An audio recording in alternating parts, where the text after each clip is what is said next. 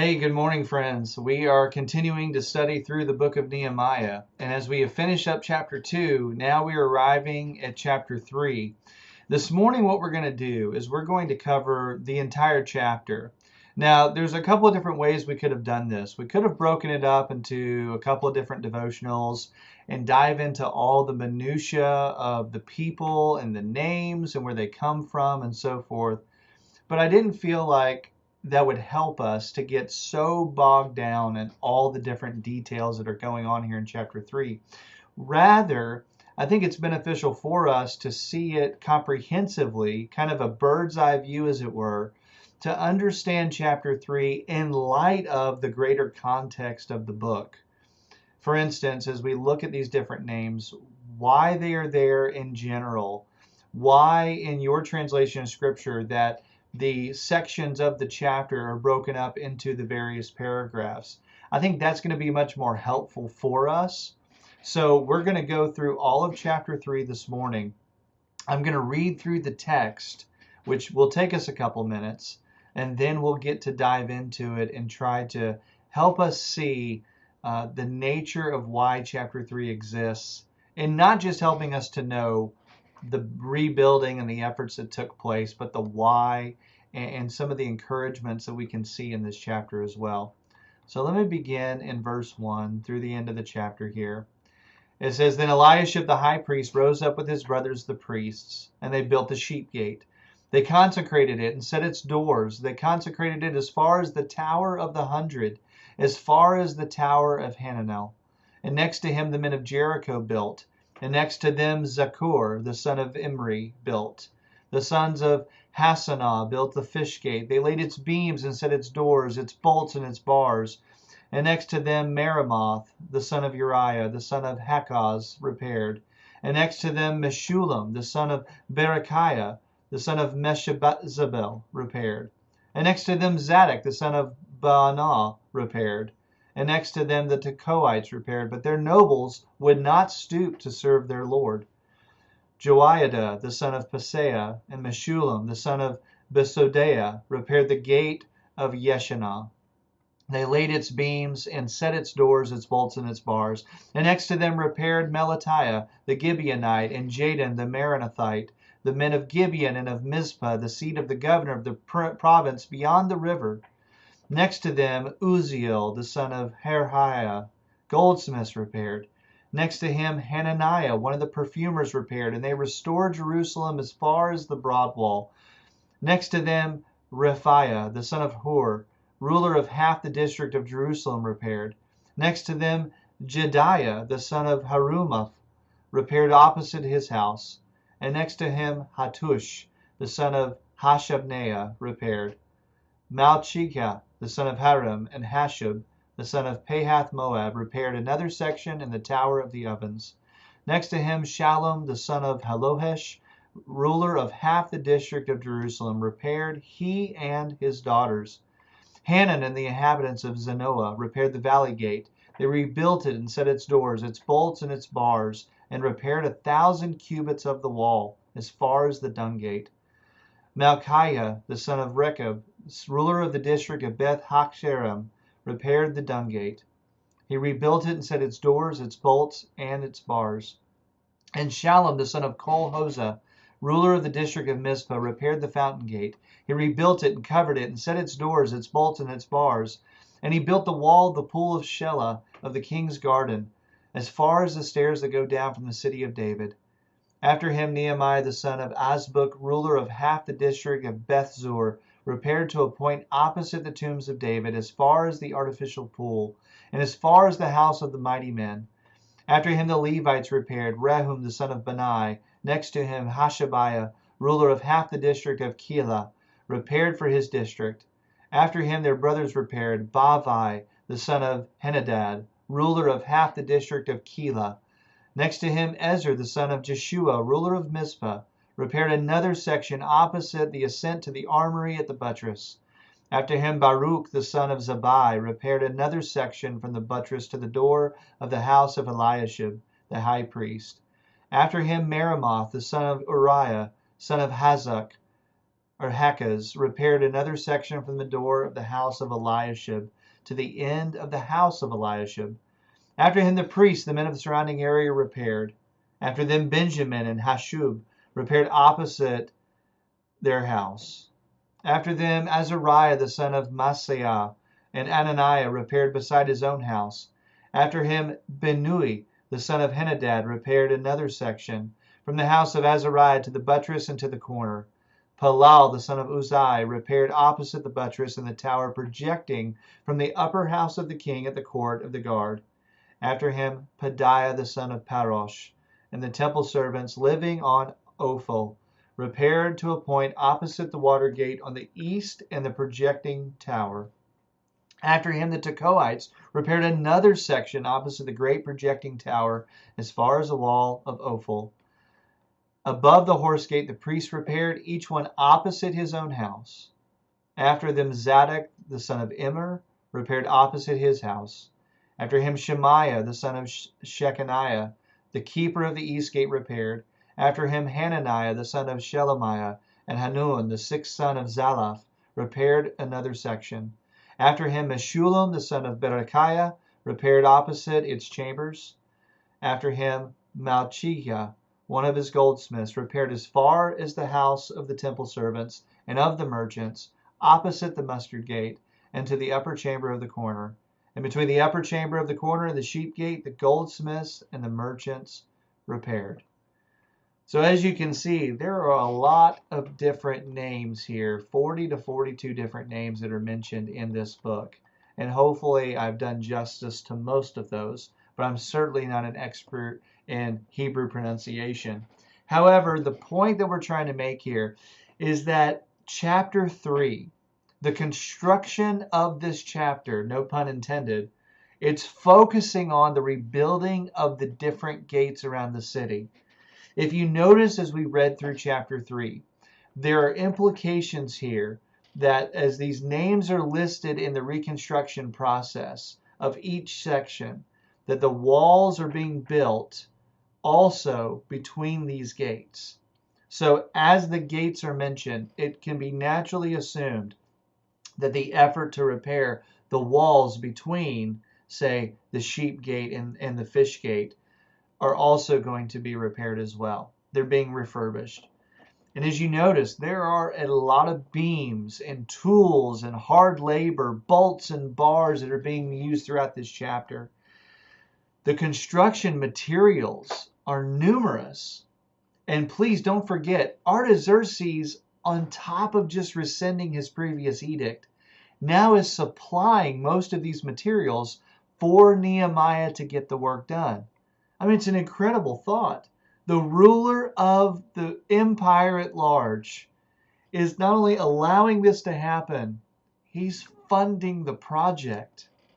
And so as Nehemiah unwraps this for us, helps us to see what's going on, what he does is he starts with the very northern tip of Jerusalem and then begins to work his way counterclockwise so that we can see each of the different efforts as they're being done and then as they're being completed. So he begins here with the sheep gate in verses 1 and 2. And then moving from the sheep gate at the northern tip of Jerusalem, then he moves on to the fish gate in verses 3 through 5.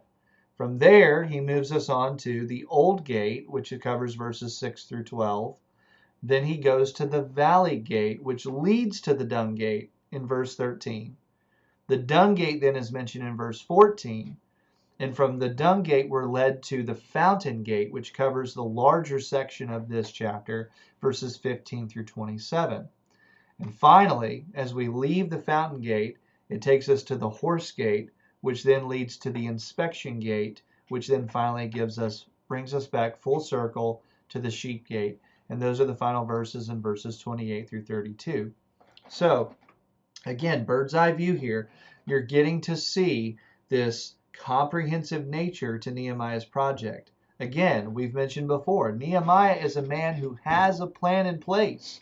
And we see this plan carefully unfolded. He is having these people work on various sections. And he wants the people to understand, for us and for those he wrote to back then, that this is the way they got it done, starting north, working their way counterclockwise, hitting each of the major gates, and subsequently the sections in between of the wall. Now, notice how this chapter is broken up. I understand that the translation that we have and the way that the chapter is broken up, if I'm reading from the ESV, the way that I just mentioned, these sections is how the chapter unfolds in my translation of Scripture. Now, I understand these sections are not part of the original writing and the layout. Yet, as this text is being translated for us into English, the language is naturally creating these sections for us. These are not lofty and grand schemes that are being done, but they're focused, they're singular, they're small things to a degree, given the enormity of the task that they have before them. Again, remember, this is a 1.5 to 2.5 mile circumference wall. So it's better to take it into digestible chunks, right? But I want us to notice that while Nehemiah is putting feet to his plan, as I just mentioned, he's doing this in manageable chunks. He's essentially divided the wall up into 40 to perhaps 42 manageable sections here, which would seem to make the task much less daunting, much more manageable. And for the workers, it would seem much more doable, I would imagine. He's not biting off more than he can chew, as it were, and overwhelming everyone with this giant task of rebuilding the wall. He's not coming in and saying, hey guys, we need to rebuild Jerusalem. It's 1.5 to 2.5 miles around. Let's go. Okay, so where do we start? What do we do? How do we do this? And then all the thoughts in their minds is, man, it's just this massive wall we've got to fix. No, he's going to break it down into manageable sections. He's taking it one step at a time, one section at a time. And part of that is people can see victory and see accomplishments as they go. If he says, build the whole wall back up, it's kind of hard to see the progress. But if we say, let's fix this gate, and as we fix this gate, we're going to fix this section of the wall, when that's done, people can look at that and go, we did this. It's finished. Okay, yes, now we're motivated to go to the next section and continue the labor. These are just leadership skills that Nehemiah is implementing and seeing the work fulfilled that God has called him to do. He wants to see Israel restored to its former glory. And it's got to be done in a way that helps these people be encouraged along the way. Now, second, I want you to notice in this chapter that he delegates the work which needs to be done. Again, that is key for anyone in leadership. There is an enormous task of rebuilding the wall. So Nehemiah is assigning essentially teams of people to work on the various sections as designated by these different gates in the city. But I also want you to notice that he gets nearly everyone involved. There are no supervisors who sit on the sidelines and say, yeah, good job, everyone, as they labor hard to complete the work. Notice the list of the people that are involved in this work. I want you to kind of walk with me through the chapter here and see this. First of all, he mentions priests. In verse 1, in verse 17, in verse 22, and in verse 28. I want you to notice this. Verse 1, Eliashib the high priest rose up with his brothers the priests, and they built the sheep gate.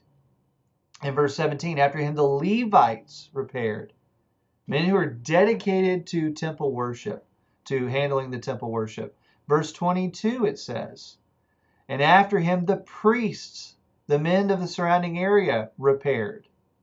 So you see all these people getting involved. 28, and the horse gate the priests repaired, each one opposite his own house. So first we have these priests that are mentioned. They could have excused themselves and said, no, we're dedicated for temple work. But they didn't. They got their hands dirty. They joined in. But second, notice this other group of people. He mentions the men of Jericho in verse 2. Verse 2 it says, as I find it here, and next to him the men of Jericho built, and next to them Zakur, the son of Imri, built. Now, the thing to notice about these men of Jericho is that Jericho is not next door to Jerusalem. It's a little bit of a trot away. Very easily, these men of Jerusalem could have said, you know what, you guys are kind of a distance from us. We're not seeing how it's directly going to help us to see Jerusalem's walls rebuilt, so we're out. No. Rather, they responded also and said, we want to help. We want to serve. They get involved. They didn't have to, but they did. There's a third group of people. He mentions these skilled craftsmen who join in the work.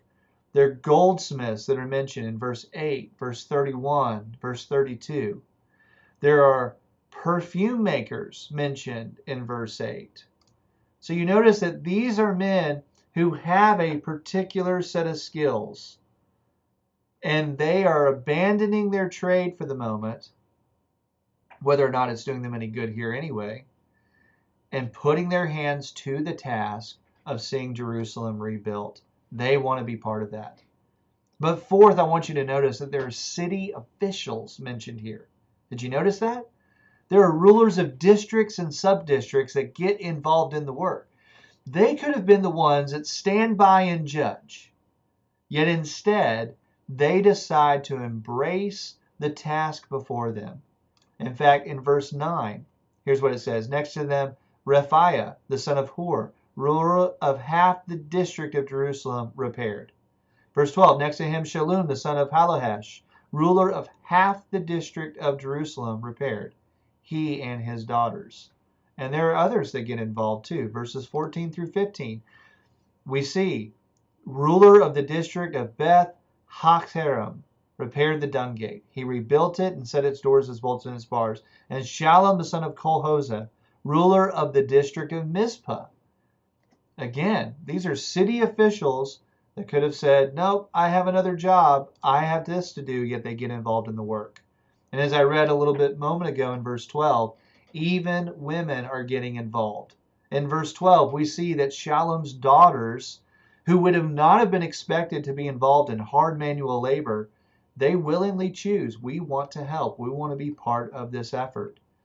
Now notice also, we've got temple servants that are helping with repairs. These are people that are taking pride in the part of the city that is their own, and they want to see this part of Jerusalem rebuilt. In verse 26 and verse 31, let me read these to you. And the temple servants living on Othel repaired to a point opposite the water gate on the east and the projecting tower. After him, verse 31, Malchijah, one of the goldsmiths, repaired as far as the house of the temple servants and of the merchants opposite the muster gate. So these other people, these temple servants, they want to be part of the effort too. And then also I want you to see that there are city guards, or what we might equate to modern day policemen, who also became part of the efforts. As we see in verse 29, it says to us, after them Zadok, the son of Immer, repaired opposite his own house.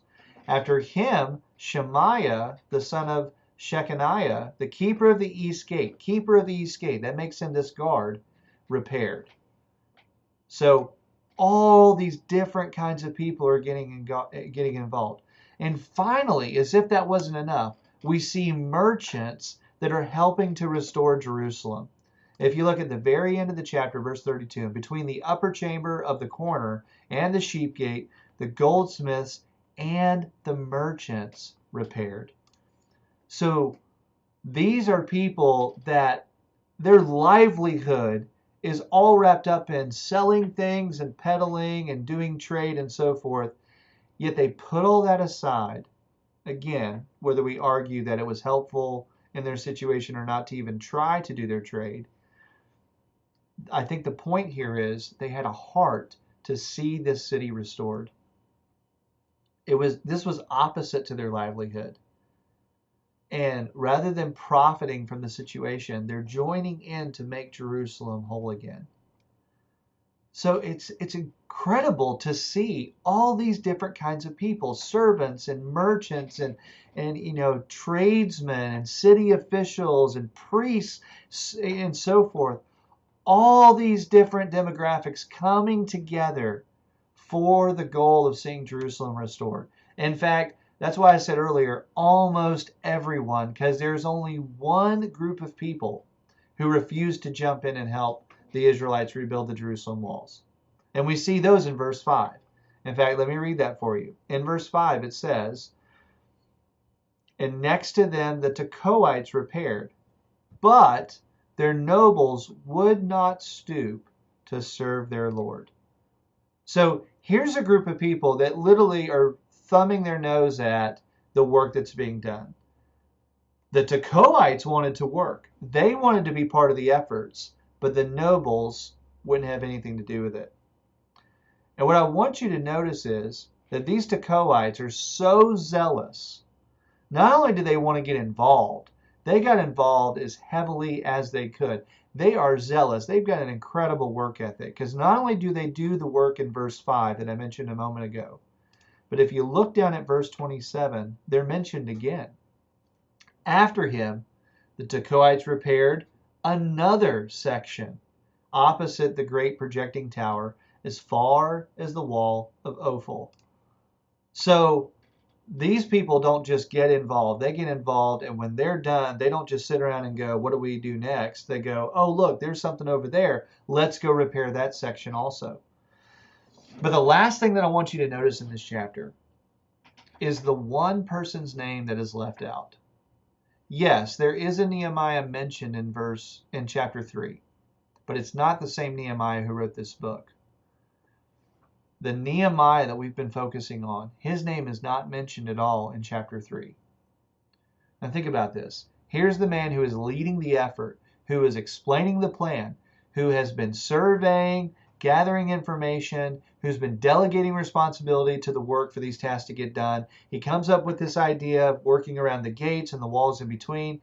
And when it comes time, as he writes chapter 3, to show all the people that got involved, all the different kinds of people that got involved, to give them credit, to give the Lord glory for all that is completed, he leaves his name out.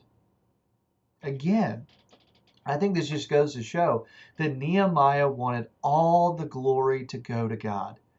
He is proud of everyone who has stood up to make this happen. And again, don't forget, they did it in 52 days. What had never been accomplished before. Started, yes. Finished, no. But Nehemiah doesn't want the credit. He doesn't want to pontificate. He wants all the glory to go to God, who graciously allowed this to happen. So what do we do with chapter 3 for us? I think it's a valid question. And if asked of me, this would be my answer. That as we look at chapter 3 together this morning, I would hope that our response, when God gives us success in our endeavors, would be like Nehemiah. That we would be grateful for those that come around us, that help us with tasks, but that in it all, we give the glory to God and we don't credit ourselves. And I hope that as we look at chapter 3 in just kind of this survey fashion, that it helps us to understand on a little bit deeper level how the work unfolded for the nation of Israel as they're seeking to rebuild the city.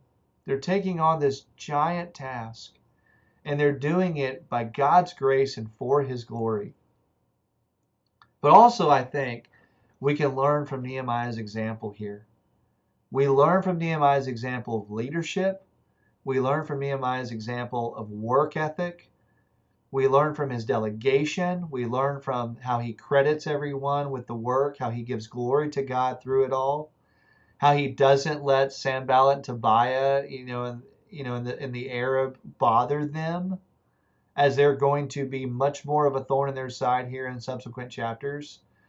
Nehemiah is dedicated to this work. He is seeing it through, and God is being glorified through it. May that be a way of summarizing what we do in our lives as we invest in kingdom work, that the ultimate goal in the skills that God gives us and in the way that we lead and the way that we work, we do it so that God can be glorified. So Now we're going to move on into chapter 4, and we'll do that in our study next time.